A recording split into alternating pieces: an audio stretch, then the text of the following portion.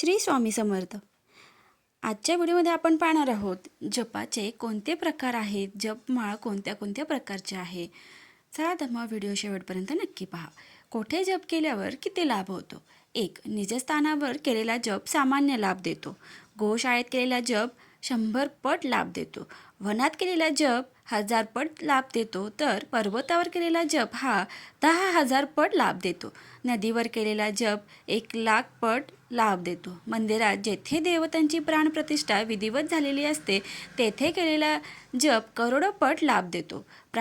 प्रतिष्ठित शिवलिंग एकलिंगाजवळ केलेला जप अनंत पट लाभ देतो. जगदंबा मातेजवळ किंवा शक्तिपीठात केलेला जप शीघ्रातिशीघ्र लाभ देतो. आपल्या गुरुदेवाजवळ बसून केलेला जप अनंत कोटी लाभ देतो. केळाचे झाड, बेल, वड, वृक्ष यांच्या खाली बसून केलेला जप लगेच लाभ देतो. जपमाळ कुठली आणि केव्हा वापरावी? रक्तचंदन माळ सर्व देवतांच्या मंत्र जपासाठी उपयुक्त आहे. कमळगट्टा माळ श्री महालक्ष्मीच्या उच्च सेवेसाठी या माळेचा उपयोग करतात. इतर वेळी ही माळ श्रीयंत्रावर ठेवल्याने कर्जमुक्ती होऊन आर्थिक प्रश्न मार्गी लागण्यास सुरुवात होते. 3. रुद्राक्ष माळ ही माळ धारण केल्यास सर्व प्रकारच्या वाईट शक्तींपासून संरक्षण होते. तसेच या माळेवर जप केल्याने अधिक पटीने फळ मिळते. हृदयविकाराच्या व्यक्तीने ही माळ गळ्यात धारण केल्यास नक्कीच फायदा होतो. स्फटिक माळ शरीरातील उष्णता कमी करण्यासाठी ही माळ धारण करतात.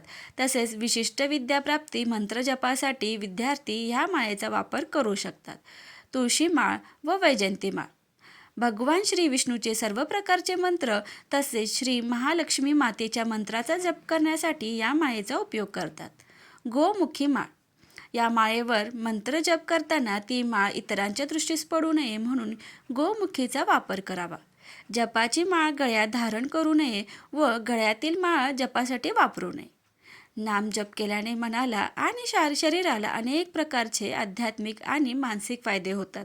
संतांच्या शिकवणीनुसार आणि शास्त्रानुसार त्याचे काही मुख्य फायदे आहेत ते आपण पुढे पाहूया.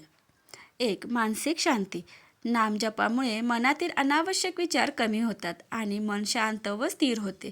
यामुळे ताणतणाव कमी होण्यास मदत होते. एकाग्रता वाढते सतत नामस्मरण केल्याने चित्त एका ठिकाणी स्थिर होते, ज्यामुळे कामात आणि अभ्यासात एकाग्रता वाढते.